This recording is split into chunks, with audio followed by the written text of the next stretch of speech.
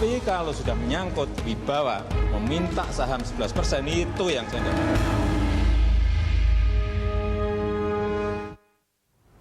Ya, saat ini di studio kami telah hadir Gun-Gun Herianto, pakar komunikasi politik. Terima kasih sudah bergabung bersama kami, Mas Gun-Gun. Ya.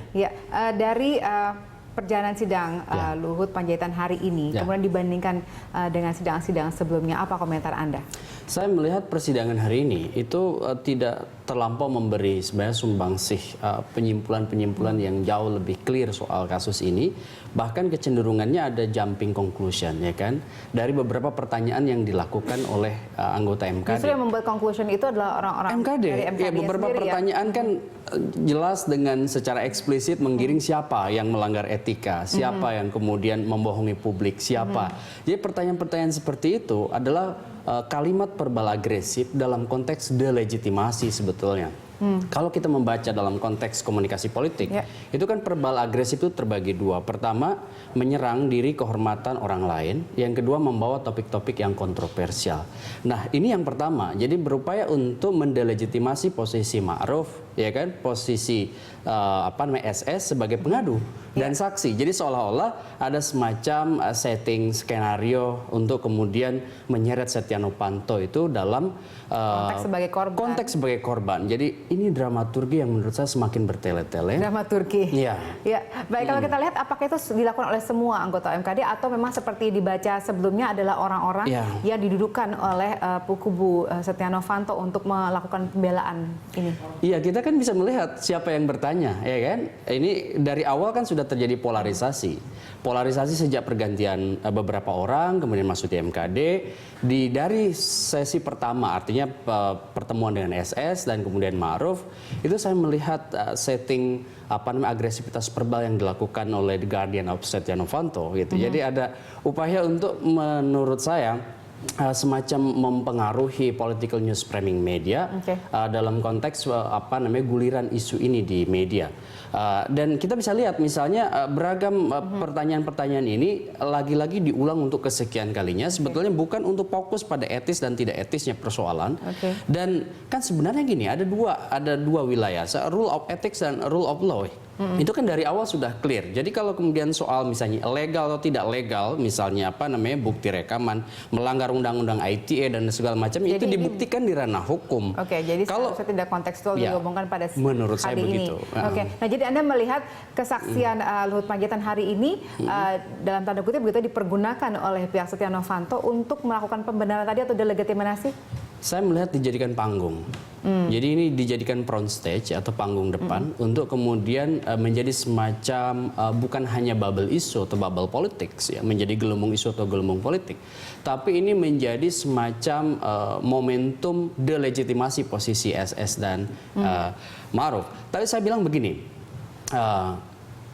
kita memang tidak menafikan ada tarik-menarik yang disebut dengan political economy. Jadi bukan soal politik, bukan soal ekonomi, tapi political economy. Ini yang disebut dengan relasi kuasa terkait dengan kasus Freeport. Misalnya perubahan dari rezim kontrak menjadi rezim izin. Ini kan pertarungannya luar biasa. Tapi itu persoalan lain. Persoalan etik dan soal etik itu kan soal pantas dan tidak pantas, bukan? Dan itu tidak terjadi atau tergambar dalam sidang hari ini. Dan ini menurut saya sudah terlalu melampaui kewenangan MKD. Jadi proses-proses pertanyaan-pertanyaan ini adalah yang saya sebut di awal tadi, penyimpulan yang kerap kali melompat. Bahkan ini ada semacam secara sengaja kemudian eksesif. Jadi pernyataan-pernyataan ini menggiring opini publik pada Setia Novanto ini bukan pelaku ketidakpatutan loh, tapi Setia Novanto ini adalah korban konspirasi. Jadi political economy yang kemudian dominan di situ. Jadi kalau kita lihat beberapa pertanyaannya menggiring ini pada persoalan political economy, bahwa ada upaya Sudirman Said untuk mengubah kontrak, ada upaya Sudirman Said untuk melampaui kewenangannya, misalnya segala macam yang kita tidak bisa menafikan. Kalaupun itu ada, itu biar ditelisik di momen yang lain atau di panggung yang lain. Bagi saya ini MKD ini simpel, ya kan? Apakah misalnya ada pelanggaran etik? Jadi kalau kemudian dari awal sudah kemudian perdebatannya atau public discourse-nya ini yang terbangun adalah pada persoalan politikal ekonomi, ya nanti akan menjadi melebar gitu loh. Apalagi kalau di wilayah legal formalistik, misalnya oke, benar atau tidak benar ya kan, apakah legal atau tidak legal misalnya.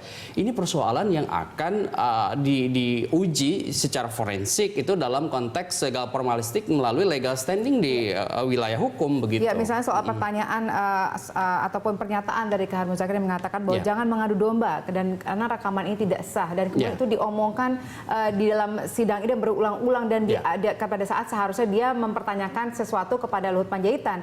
Nah, apa kemudian yang kita bisa baca dari sini? Apakah sesuai dengan yang Anda perkirakan bahwa memang ini sekarang sedang ada skenario yang dibangun oleh kubu Setia Novanto? Saya melihat dari awal sejak hari pertama itu kan memang bukan hanya soal ganti orang saja, tapi ini ada semacam sekuen ya kan, yang kemudian nampaknya benang merahnya sama. Koherensinya sama gitu, yakni upaya untuk kemudian frame yang ada di masyarakat terutama di media, karena ini kan disiarkan secara live, sehingga pasti akan mempengaruhi yang disebut dengan resonansinya itu kepada publik gitu. Dan beberapa pertanyaan misalnya Kahar Muzakir dan lain sebagainya ya, yang kemudian notabene menjadi bagian dari kubu bukan koalisi, tapi kubu politiknya Setia Novanto.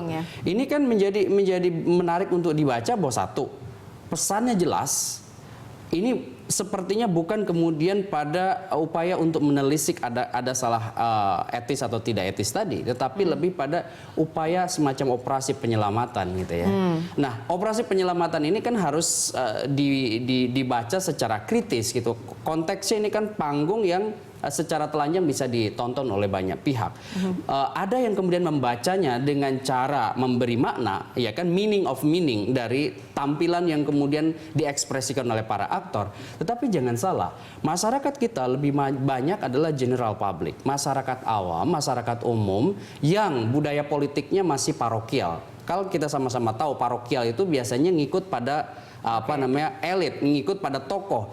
Ketika misalnya tokoh berbicara, kemudian ada liputan media dengan panggung yang kemudian dihadirkan seperti itu, nampak seperti itu kebenaran begitu. Oke, termasuk misalnya ketika kita melihat jalannya sidang hari ini tuh sepertinya Luhut begitu tegas menjawab segala pertanyaan dan akhirnya seperti memposisikan dirinya misalnya dengan mengatakan saya tidak tahu, kemudian itu bukan wewenang saya. Jadi akhirnya apa kemudian kita bisa dapatkan dari keterangan sidang hari ini? Sepertinya tidak akhirnya antara Luhut dan kemudian Sudirman Said sebagai pelapor yang juga bagian dari pemerintah, dua-duanya tidak ada koordinasi di antara keduanya.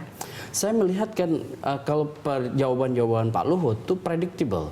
Dari awal kita sudah memprediksi pasti kira-kira akan menjawab ini. Saya sudah bicara dengan banyak teman, oke, kalau Luhut datang pasti kemungkinan jawab ini. Tidak masuk pada wilayah yang lebih teknis gitu kan. Kemudian ini bukan wewenang saya. Kemudian harusnya koordinasi dengan Menko Maritim gitulah kira-kira ya kan, jawaban-jawaban yang sebenarnya kan tidak terlampau memberi hal yang baru. Justru kalau Pak Rija Khalid hadir, itu yang kemudian kita semacam membutuhkan semacam keterhubungan fakta yang kemudian mata rantainya terputusnya sekarang di Rija Khalid. Tapi justru itu yang paling susah sekarang ditemukan, sekarang bukan hilang di mana. Malam hari ini MKD mengatakan mereka berencana akan melaksanakan rapat internal dan memutuskan bagaimana kelanjutan kasus ini. Ya, kita akan memperbincangkan itu nanti, apakah hasilnya seperti yang diharapkan oleh masyarakat banyak atau mungkin berbeda seperti yang Anda katakan tadi, hasil sesuai dengan skenario kelompok tertentu. Baik pemirsa, kami akan kembali usai jeda.